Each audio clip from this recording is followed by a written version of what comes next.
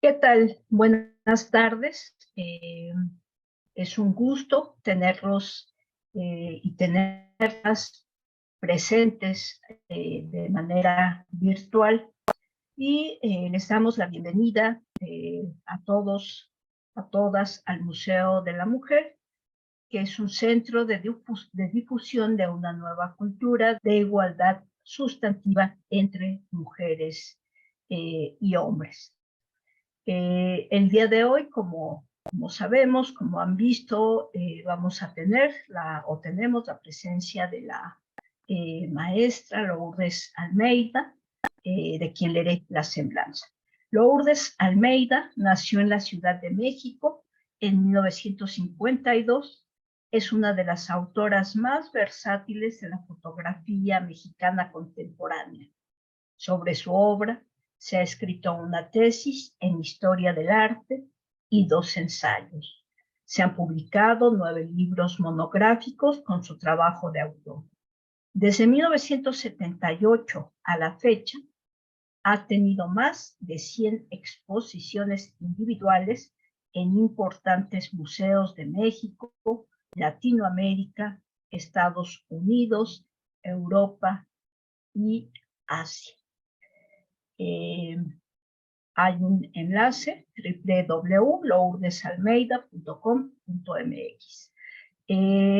La maestra Almeida ha participado también en más de 300 exposiciones colectivas alrededor del mundo, como Altars of the World en el Museum Kunstpalast de Düsseldorf, también de Düsseldorf, Alemania, y Women Pioneer Mexican Fotografía en la Galería Throckmorton de Nueva York. Ha obtenido varios premios nacionales e internacionales, ha realizado la dirección de arte de 4 películas y obtenido 3 premios Ariel. Actualmente es parte del proyecto Patchwork Helling, perdón si no pronuncio bien, Blanket, la manta de la curación. Pues sin más, le damos con mucho gusto la palabra a la maestra Lourdes Almeida. Adelante, maestra. Buenas tardes, Rocío. Muy buenas tardes a todos los que nos acompañan, a todes. Ahora nos tenemos que acostumbrar a nuevos lenguajes, ¿verdad? Pues miren, yo voy a dar principio a una presentación que tengo sobre el proyecto de un libro que estamos presentando y que lo estamos vendiendo, que es un proyecto de cómo voy a compartir pantalla. Bueno, este proyecto les voy a platicar de dónde surge, por qué surge y cómo se puede hacer un proyecto a veces cuando uno se lo propone.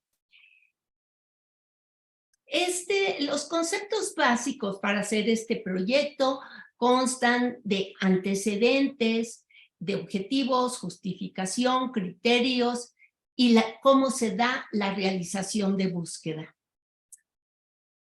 Lo que ocurre hoy se vincula con el pasado.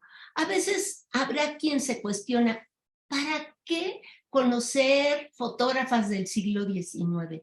¿De qué nos sirve? Yo pienso que nos sirve de muchísimo. La historia de la fotografía se ha escrito a través de nombres masculinos. ¿Y las mujeres? ¿No había mujeres? Un día me dice Beatriz Novaro, una guionista fantástica, me pregunta, ¿has hecho la genealogía con las personas que te han inspirado? Y la verdad me di cuenta que no, que yo conocía las fotógrafas de la generación anterior a la mía y conocía a varias fotógrafas, a lo mejor como Lola Álvarez Bravo, como Mariana Jampolsky, que serían un poco como mis madres, pero no tenía mucho más información. Del siglo XIX, pues yo conocía el nombre de 3 fotógrafas nada más. Y entonces, de repente siempre tenía ese gusanito. donde puedo obtener información de fotógrafas del siglo XIX. Y fue así como se dio, viene la pandemia. De repente nos vemos todo mundo atorados en nuestras casas y surge esta oportunidad que me sobraba tiempo. Entonces me pongo a investigar y le hago un comentario. No sé si ustedes coincidan conmigo, pero cuando se inicia la pandemia, como todos estábamos encerrados, empezamos a conocer plataformas como la que estamos en este momento, que se llama Zoom, y empieza a haber un montón de clases. Todo el mundo dábamos clases en línea y me invita a incorporarme a su plantel educativo Luis Beltrán, que es el director de la Escuela Activa de Querétaro. Le platico que yo estaba haciendo esta compilación y me dice, sería fantástico impartir un seminario con la misma. Entonces, así es como iniciamos, dando un seminario en línea de 20 horas en la Escuela Activa de Querétaro. Posteriormente, los integrantes, ese seminario fue muy exitoso y los integrantes, casi todas mujeres, nos pidieron que no dejáramos de publicar este proyecto y así fue como nos dimos, ¿verdad?, a la tarea de publicarlo. Pero primero, digamos, vamos a platicar cómo se dio la realización del proyecto. Pues la justificación es resarcir el hecho de la invisibilización que hemos vivido las mujeres en la historia de la fotografía, de las ciencias, de la literatura, en fin, de varias situaciones. En la historia se mencionan algunos nombres de fotógrafas del siglo XIX, además minimizando su labor, mencionándolas como aficionadas, mujeres ricas y ociosas. La jurista Carmen Calvo, nacida en 1957, nos dice, las mujeres estamos cansadas de ser pioneras constantemente, ya que esto nos debilita. El formar parte de una genealogía nos hace más fuertes. Para esto propuso una campaña en 2021 dentro del Parlamento Europeo en apoyo a las mujeres científicas titulada No More Matildas, en honor a la activista Matilda Jocelyn Gage, la primera en denunciar que se hayan ignorado los hallazgos de las mujeres.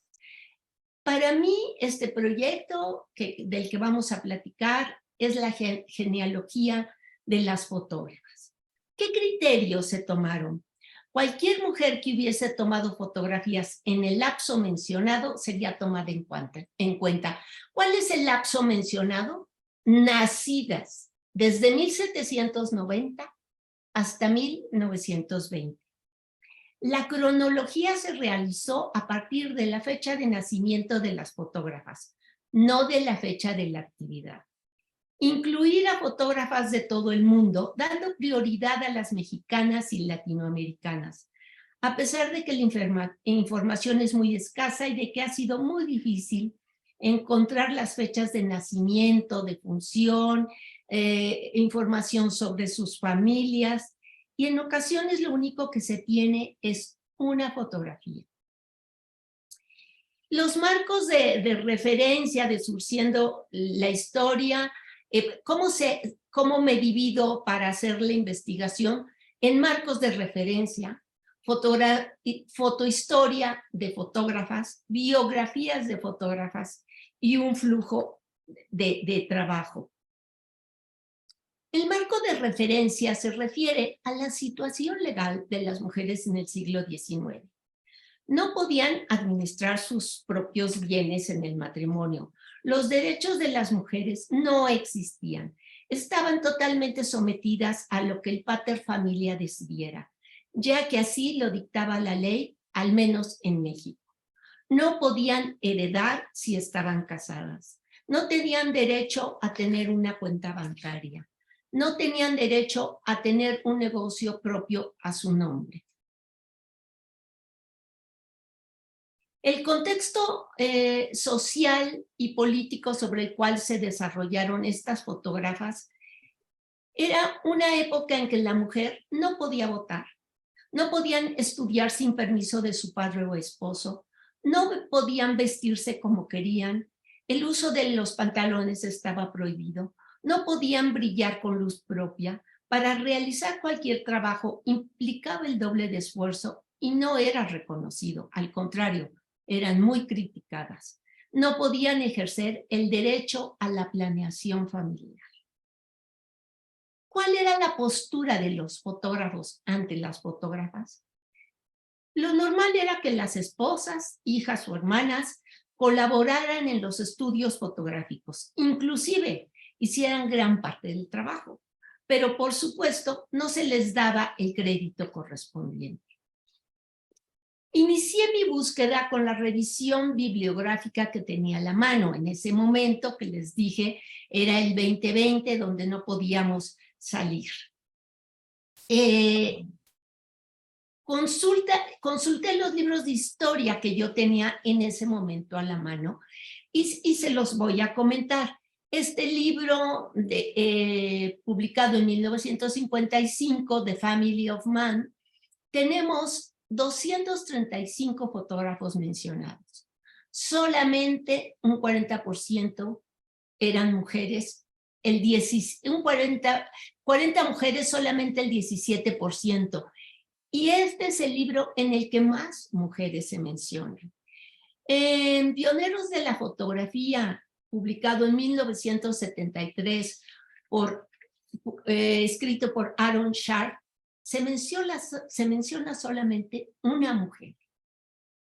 En el libro El Museo Ideal de la Fotografía, escrito por Renata y L. Fritz Gruber, donde hay 216 fotógrafos, solamente el 6.1% son mujeres.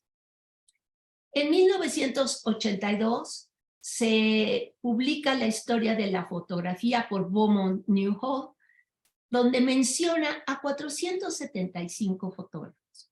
Solamente el 3.7% son mujeres. En 1985, Erika Villett, siendo una mujer, hace un proyecto de autorretratos. Menciona a 182 fotógrafos y solamente el 10.9% son mujeres.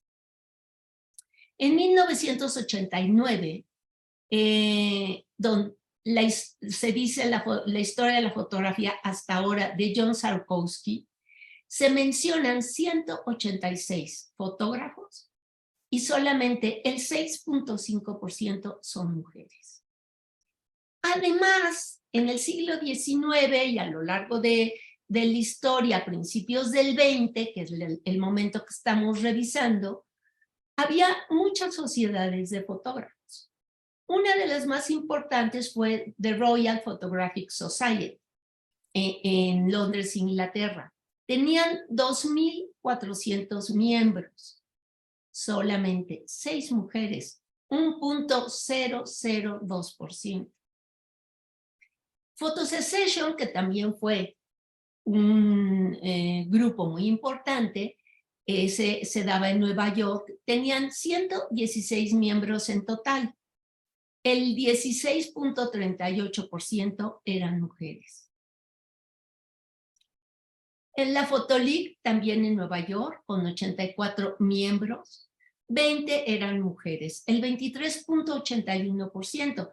Y además, aquí tengo que hacer la aclaración, que casi siempre eran las mujeres las que hacían las labores del secretariado, organización, en fin, todo el trabajo sucio, difícil, complicado de organización, se lo llevaban las mujeres. Esta es una organización, F64, que se da en California, fue muy importante, tenían 11 miembros, hay más mujeres, 4 mujeres, el 36.36%. Y por último mencionemos la agencia Magnum, una de las agencias más importantes en la historia de la fotografía. En esa época solamente hubo 2 mujeres y permaneció una. Los análisis de las fuentes. Se revisaron libros de fotógrafas, se revisaron listas especializadas de fotógrafas, artículos sobre fotógrafas, tanto publicados en papel como en línea, y se trianguló la información para ver si realmente, sobre todo la información en línea, para ver si era certera. Aunque ahora hemos visto que también muchas de las publicaciones en papel contienen muchos errores, pero eso es parte de lo que sucede siempre en la historia o cuando uno hace una investigación o una compilación. Estas fueron las listas de fotógrafas que yo consulté en línea. En fin, estas listas eran bastante complicadas de verificar y la mayoría de las fotógrafas mencionadas habían nacido posterior a la fecha que yo me había propuesto investigar. Sin embargo, me empezó a suceder algo muy interesante. Yo tenía ya varios libros que mencionaban nada más mujeres fotógrafas, aunque suene a pleonasmo, en inglés así se dice, pero en línea me empezaron a arrojar títulos de libros que me di a la tarea de buscar, porque me parecían muy interesantes. Muchos otros yo ya los tenía. Y de esta forma empecé a hacer mis listas para ver qué mujeres podrían entrar en este proyecto. Y claro, han salido y han seguido saliendo libros. A mí me siguen apareciendo nuevos libros, nada más que ya es muy difícil incorporar los nombres de las mujeres que vaya yo encontrando a la investigación. No deja de cualquier forma ser muy interesante el ver que en esta época han salido tantos libros que en los que solamente se habla de mujeres fotógrafas. También al mismo tiempo yo sí tenía varios libros y fui comprando después más libros de mujeres fotógrafas, muchas de estas nacidas a finales del siglo XIX y principios del XX, y es por esto que las incorporaba. Solamente tenía el Victorian Album o Goddess o algunos de estos libros que ustedes ven en pantalla, que es muy difícil que los reconozcan porque pues, las pantallitas a veces se ven muy pequeñas, pues los fui consiguiendo en este tiempo o como les digo, yo ya tenía muchos de ellos, pero sobre todo de fotógrafas nacidas a principios del siglo XX, no tanto de fotógrafas del siglo XIX.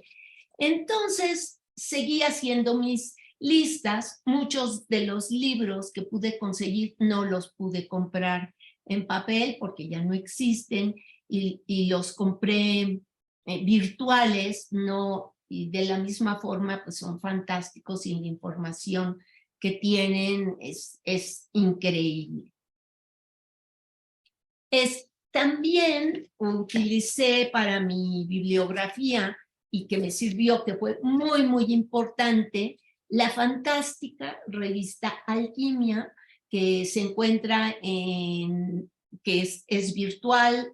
Yo la tengo en papel, pero ustedes la pueden leer en línea, en la fototeca de Lina aparece, y pueden leer todos los fantásticos artículos que en ella aparecen. Y al mismo tiempo también empecé a encontrarme muchos papers publicados con investigaciones sobre fotógrafas mujeres. El flujo de trabajo se dio. Primero, como les decía, realización de listas por fecha de nacimiento, luego por países y luego por orden alfabético. En la que siempre me he basado para hacer todo el proyecto tiene que ver con la fecha de nacimiento. A mí se me hizo muy sencillo para dar el seminario organizar por capítulos.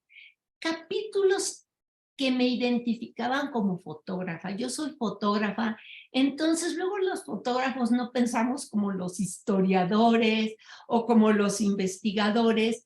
Entonces, pues como era mi seminario y en ese momento ni siquiera estaba pensando todavía en un libro, se me hacía más fácil, en vez de irme como hilo de media por fechas de nacimiento, irme por capítulos para que fuera un poco más ágil pues contar estas historias. Yo hice una compilación más que realización, porque sí realicé algunas biografías, hice una compilación de biografías hechas por diferentes investigadores e historiadores. Luego también me di a la tarea de hacer textos introductorios para cada capítulo. Hice una investigación genealógica porque para mí la genealogía es importantísimo. Yo tengo 30 años de hacer la genealogía de mi familia y creo que 30 años ya me han dado mucha experiencia en el tema. Luego, algo complicadísimo para estos proyectos es la búsqueda iconográfica, y para poder reprografiar o para poder mostrar fotografías en el libro, ya van a ver más adelante que en el momento de hacer el libro, bueno, tuvimos una experta en ese trabajo, lo cual a mí me dio una luz increíble para el proyecto. Aunque, claro, para dar un seminario uno puede tomar las imágenes de internet sin ningún problema, ¿no? Luego hice un estudio comparativo tanto en libros como en internet y como les mencionaba, pues revisar entrevistas a historiadores. Bueno, esto no es cierto. Yo realicé entrevistas a historiadores y familiares de algunas fotógrafas que yo conocía o me enteraba por ahí, ¿no? Para dar luz o para tratar de sacar a la luz fotógrafas que no se habían conocido todavía. Pues estos son los números que me arrojó esa cronología de fotógrafas. Por si no alcanzan a leer, se los voy a leer. Fotógrafas nacidas de 1790 a 1819, encontré 34. Nacidas de 1820 a 1849, encontré 92. Bueno, imagínense ustedes, porque estos números, los números son muy abstractos. Yo tengo, a la señora que están viendo hablar, tengo 70 años. Mi tatarabuela no nació, creo que nació en este tramito de 1820 a 1849. Mi tatarabuela no pudo heredar, eran señoras que no podían salir de su casa, y yo los invito, si alguien nos escucha, a que piensen en sus bisabuelas y en sus tatarabuelas, ni siquiera en sus abuelas, para que entiendan la época que estamos revisando. Imagínense, 92 fotógrafas, me parece algo sorprendente. De 1850 a 1869, encontré 129 fotógrafas. Esa es la fecha en la que nacen mis bisabuelas. El libertinaje más amplio que tuvo una de mis bisabuelas fue que fumaba puro. Bueno, ya era una descocada por haber fumado puro. Pero estas mujeres se aventuraron a salir a la calle, a viajar, a salir con esos equipos tan grandes, y vean las vestimentas con las que tenían que trabajar. De 1870 a 1889 encontramos 124 fotógrafos. De 1890 a 1899, solo en esos 9 años, encontramos 110 fotógrafos. O sea, en el siglo XIX encontré 489 fotógrafos. Cuando yo ni siquiera conocía 5. Bueno, la verdad, yo no sé si ustedes cuando eran niñas, niños, si nos escuchan caballeros, si nos escuchan otros, no sé si ustedes coleccionaban álbumes de estampitas. Yo de niña coleccionaba, por ejemplo, un álbum que se llamó El Libro de las Estrellas. Cada vez que conseguía una nueva estampita, yo me sentía la más feliz del mundo. Y esto me pasaba cuando estuve buscando fotógrafos. Cada vez que encontraba una nueva fotógrafa, no solo me sorprendía y me causaba una alegría inmensa, sentía como que había encontrado un gran tesoro. O sea que para mí el haber encontrado 489 fotógrafas en el siglo XIX es como haber encontrado un enorme tesoro. Y las fotógrafas que encontré a principios del siglo XX, o sea, nacidas de 1900 a 1920, fueron 213. Cuando yo ahí sí voy a decir que conocía como 25 o 30. No, yo creo que un poco más. Voy a darme permiso hasta 50, que no las podía mencionar de corridito, pero de ahí a 213 fotógrafas hay un abismo tremendo. Claro que todos estos números, de algunas no pude encontrar o fotografías o no pude encontrar gran información, pero yo decidí incluir en estos números a las fotógrafas que aparecen en los apéndices, que es cuando o no encuentro fotografías o encuentro muy breve información. Pero para mí no dejan de ser un gran tesoro. Además, obviamente debe haber muchas otras que yo desconozca. En el primer volumen, que es el libro que ya se autogestionó y publicó, es así como yo decidí dividir,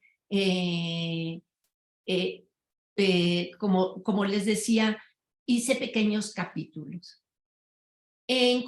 Tenemos retrato en estudio, porque el siglo XIX, pues la mayoría de las fotografías se hacían en estudio, en el que puede ser de repente un capítulo en el que uno encuentre repeticiones, pero es que era importantísimo que todas las fotografías en el siglo XIX se tomaran, como decía, los catálogos o los libros. Daban instrucciones muy específicas para tomar las fotografías. Luego tenemos el capítulo de pictorialistas, que fue un movimiento muy, muy importante, porque pues la fotografía viene a sustituir a la pintura. Entonces, bueno, los retratistas definitivamente, muchos pintores retratistas migraron a hacer daguerrotipos y migraron a hacer retrato, porque si no se hubieran quedado sin trabajo. Pero también muchos fotógrafos hacían sus fotos con un estilo muy artístico y muy pictorialista. Tenemos un capítulo muy, muy interesante que se llama Autorrepresentación, que quienes puedan leer este libro se van a fascinar con lo que van a encontrar en ese capítulo. ¿Por qué no se dice autorretrato? Ahora sí que muchas de ellas sí se tomaron las fotos. Se llama autorrepresentación porque muchas otras hacían toda la puesta en escena y pedían a otros que hicieran el clic. Pero este es el antecedente a los selfies. Y yo sé que es muy difícil para los que nos escuchen, si hay jóvenes, que entiendan que estas mujeres trabajaban con cámaras de formato muy grande, que trabajaban con negativos de cristal, que con cualquier manipulación se podían romper, que apenas estaba, que tenían que emulsionar las placas de cristal en ese momento. Realmente es muy difícil el trabajo que tenían que hacer estas mujeres. Tenemos otro capítulo de científicas en donde se muestran sobre todo a mujeres que se dedicaron a la botánica, a investigadoras biólogas. Ahí tenemos a Elia Bravo, una pionera en México de la biología y la botánica, que formó parte de la fundación del ay, se me fue ahorita, en la UNAM, el parque de cactáceas que está en UNAM, pero sobre todo también ella hizo el parque de la Reserva de la Biosfera que está en Tehuacán. Luego tenemos fotógrafas, un capítulo de vida cotidiana y familiar, y es gracias a estas mujeres que retrataban a sus familias que podemos darnos cuenta de cómo se vivía en el siglo XIX, cómo se movían, cómo eran sus casas, sus vestimentas. Tenemos un capítulo de viajeras y exploradoras que es algo increíble para esta época, porque las metían a la cárcel, porque las llegaron a matar haciendo sus viajes, porque no podían usar pantalones y muchas de ellas, 2 de ellas tuvieron que pedir un permiso de transvestismo a la policía para que les permitieran usar pantalones y no las estuvieran deteniendo.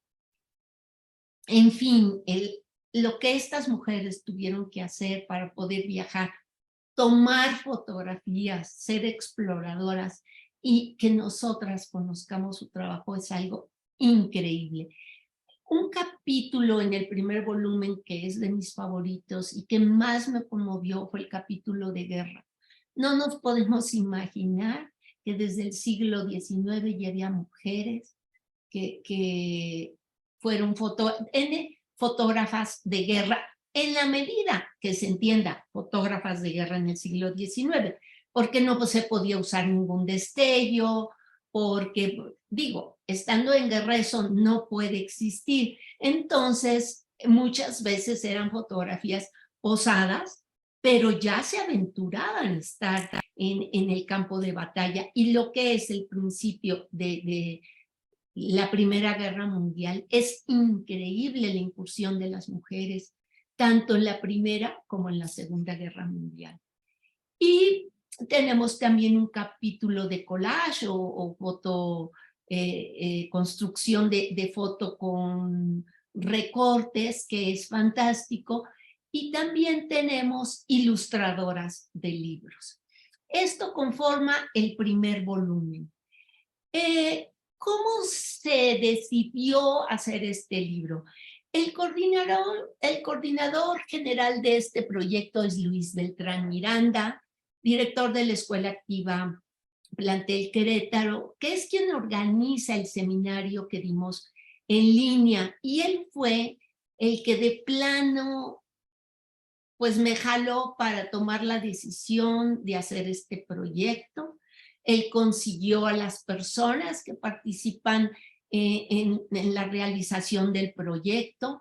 El diseño gráfico y coordinador editorial es Alejandro Portilla de Buen, un diseñador fantástico que, bueno, Luis, Alejandro y yo acabamos siendo socios. Nadie cobramos por hacer este proyecto, es un proyecto de autogestión en el que se pagaron algunas personas, pero bueno, yo quedé tan sorprendida de ver cómo quedó el libro, porque Alejandro nos decía, va a ser un libro muy sencillo, a 2 tintas, un pliego de color solamente, en un papel muy modesto. Entonces yo me imaginaba algo mucho más sencillo de lo que realmente se logró. Luego tuvimos una editora jovencita fantástica, Citlali Yacapantli Servín, que fue la que nos ayudó a corregir que todo estuviera unificado y a que todos los criterios que aparecen en el libro también tuvieran una unificación. Como ustedes verán, son pequeñas biografías muy breves en las que sí tratamos de que hubiera muchas fotografías porque era para mí muy importante. Irene León Kościnica fue nuestra iconógrafa, como yo les dije, una chica para mí muy jovencita, pero muy experta. Ella tiene una experiencia increíble para conseguir fotografías. Ella no permitió que se publicara nada que no tuviera permiso. Además, se tuvieron que pagar muchos, se tuvo que pagar por derechos de autor a algunos museos, porque pues así lo requiere, o a familiares de las fotógrafas. Hay una presentación de la historiadora de la fotografía, Rebeca Monroy Nazar, una mujer a la que admiro muchísimo, le tengo mucho respeto, y fue una de las principales personas que nos apoyó para que esto saliera adelante. Dijo, yo le daba lata cada ratito a ella y a otras amigas historiadoras, pues porque yo no soy una experta investigadora y cada vez que tenía dudas me dio todo su apoyo incondicional. Hay un glosario increíble de el director de la Fototeca Nacional, ¿verdad? Juan Carlos Valdés Marín, que también, pues, con toda su expertise, porque él es un especialista en procesos históricos y yo le daba muchísima lata todo el tiempo porque tenía muchas dudas. Yo no soy una experta en procesos históricos y tenía muchas dudas de si estaba utilizando bien los términos, si se repetía, porque cada quien pone, muchas veces los historiadores ponen los nombres que quieren y son nombres que ni siquiera, de procesos que ni siquiera existieron, ¿no? Luego también hubo un lector de galeras y hay 25, en el libro, en el primer volumen, hay 25 páginas de créditos iconográficos. Ustedes, si hay historiadoras, hay muchas doctoras, la doctora Rocío que está con nosotros, pues saben lo que representa cualquier investigación y todo lo que se tiene que dar. Tenemos 10 páginas de bibliografía y de datos, de referencias de todos los información que obtuvimos. Hay un índice por capítulos, hay un índice alfabético, porque yo soy fanática de estas cosas, la verdad. A mí me gusta, a veces uno está, no tiene el tiempo y quiere encontrar una fotógrafa y prefiere el índice alfabético y bueno, ahí está para que sepan si está o no la fotógrafa. Y también aparece en el primer volumen el índice alfabético del volumen 2, que es una investigación que ya estaba hecha. Tal vez, no tal vez, van a aparecer un poquito más de nombres. No tengo permitido que sean muchos más porque no hay forma de que en un libro se pueda contener tantos nombres. Y está el capítulo 2, la división de el volumen 2, la división de los capítulos. Está también retrato que ya no solo se da en estudio, también se da fuera del estudio. Hay humanistas, fotógrafas que se han dedicado a la moda, fotógrafas cineastas, hay fotógrafas que se dedican o que hicieron desnudo. No es que sea su especialidad nada más el desnudo, sino que su fotografías, sino que el trabajo de ellas destacó sobremanera en estos temas. Así lo escogí yo, porque muchas de las fotógrafas que aparecen en cada capítulo han incursionado en otros, también temas.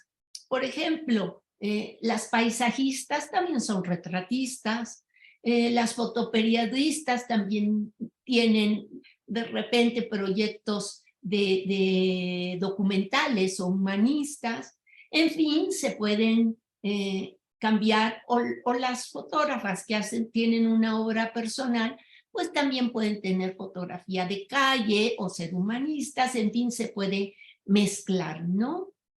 El proyecto se hizo con una autogestión y esto pues es para darnos luz a mucha gente que a veces no tenemos confianza.